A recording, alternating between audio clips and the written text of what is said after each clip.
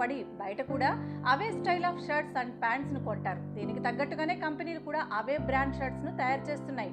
కానీ ఇక్కడ ఒకే షర్ట్ ని 4 హీరోలు వేసుకున్నారు. అదే ఈ బ్లాక్ చెక్స్ షర్ట్.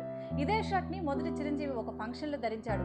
అప్పుడు అందరి కళ్ళు ఆ షర్ట్ పైనే పడ్డాయి. తీరా తర్వాత కొన్ని రోజులయ్యాక చూస్తే మళ్ళీ ఇదే తరహా షర్ట్ ని చిరు తనయుడు రామ్ చరణ్ ధరించాడు. అప్పుడు తండ్రి అడుగుజాడల్లో కొడుకు అని వాపోయారంతా. కానీ రీసెంట్ బ్లాక్ బస్టర్ అయిన జనతా గ్యారేజ్ లో ఎన్టీఆర్ ఇదే బ్లాక్ చెక్స్ లో కనపడి అందరినీ ఆశ్చర్యానికి గురి చేశాడు.